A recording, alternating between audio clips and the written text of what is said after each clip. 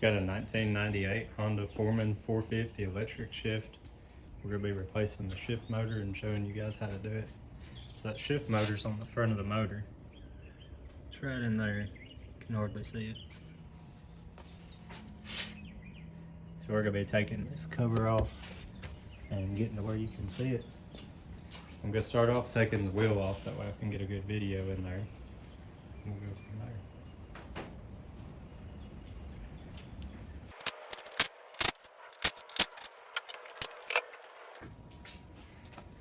So we can see in here a little bit better now. We're going to take out that bolt. We're going to take out these bolts and that one. We're going to pull this cover off.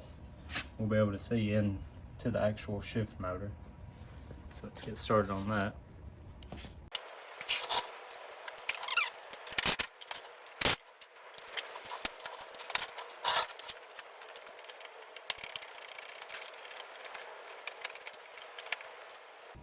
So we've got all the bolts out, and we're just going to take this cover, we're going to lift it up and just pry it out of here. It's pretty tight.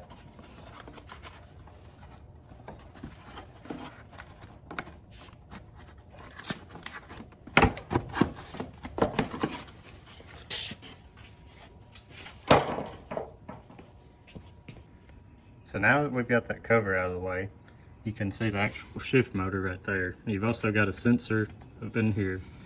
You've got some wires going to your shift motor, but we're going to take this cover, the drive shaft cover, out of the way. So you've got two pins, one in each side, and you've got 8mm bolt there. So we're going to take those out and then get started on the shift motor.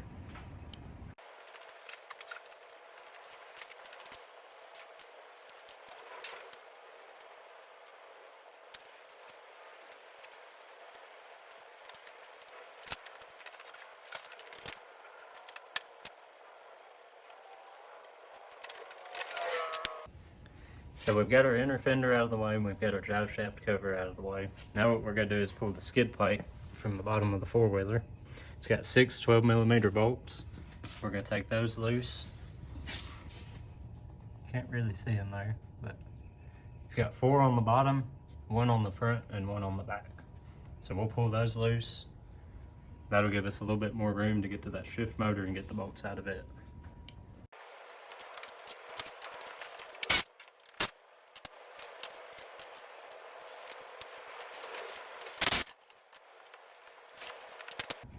Alright, so we've got our skid plate off now. What we're going to do is we're going to pull this 10mm bolt here. And there's one more right there. It's hard to see in there. But we're going to pull those two 10mm bolts and we're going to pull this cover off and we're going to unplug that sensor.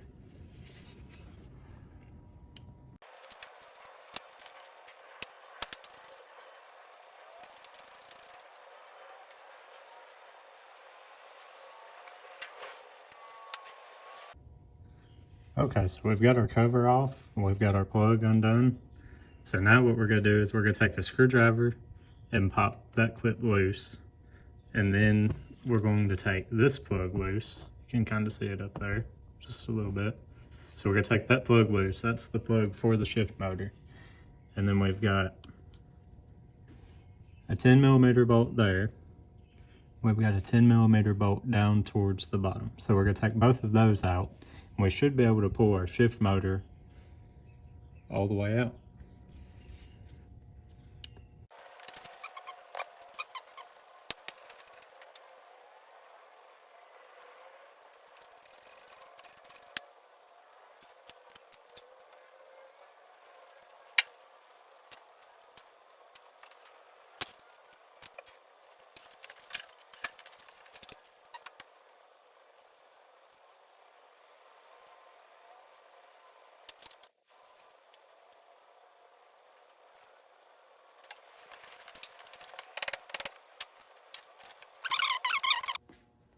So yesterday my phone stopped in the middle of the video. I really wanted to show y'all how to install those gears that come out with the shift motor. So we're going to open it back up today. We're going to go all the way back to the shift motor and we're going to install those gears.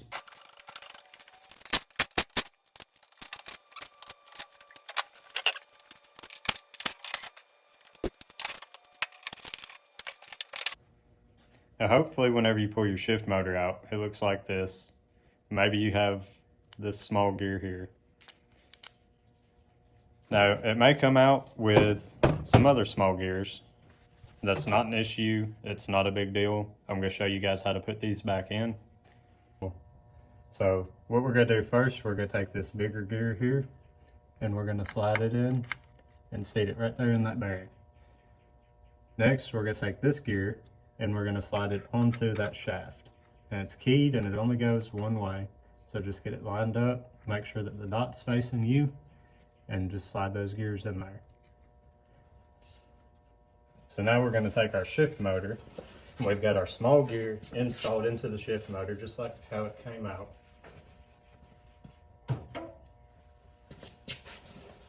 So now we're going to slide our shift motor into place over there.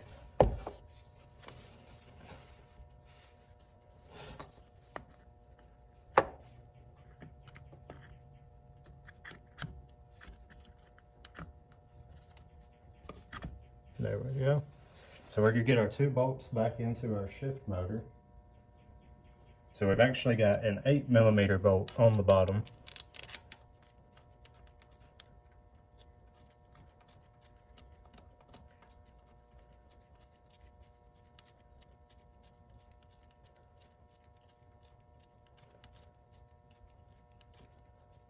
And a 10mm bolt on the top.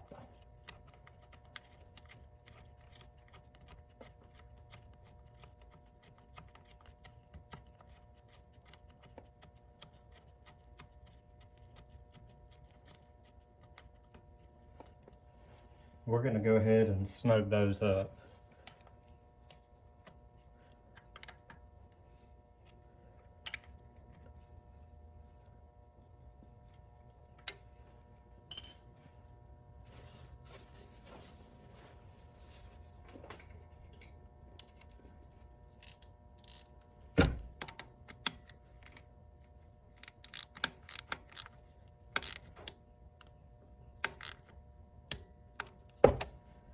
Now we're going to plug our shift motor back up.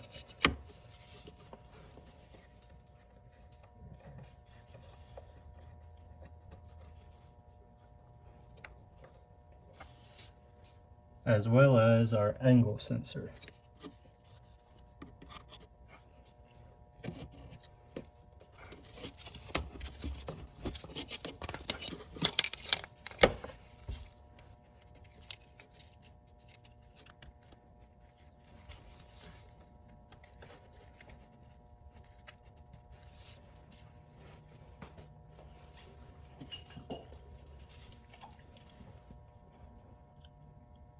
Now we'll reinstall our little protective cover.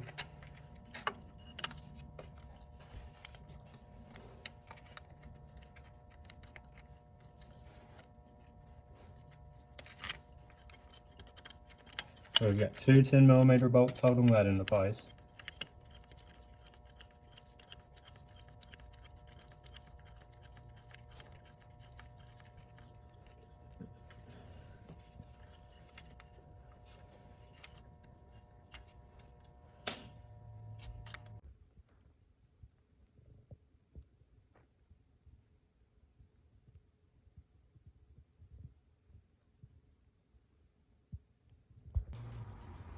So we're all finished up. We've got our new shift motor on. We've got everything put back together. We've got our drive shaft cover on. We've got our inner fender in there. We've got our skid plate back on. As you can see, everything works just like it should. Just like brand new. We've just finished up for the second time. It's not a bad job at all. A few basic hand tools, no specialty tools or anything like that. Just some hand tools and some time and you'll be back riding them. Hopefully this is the first video of many that we do. I'd like to have some tutorials, that way everybody knows how to work on their four-wheeler and get back running again. So hopefully we'll see y'all soon.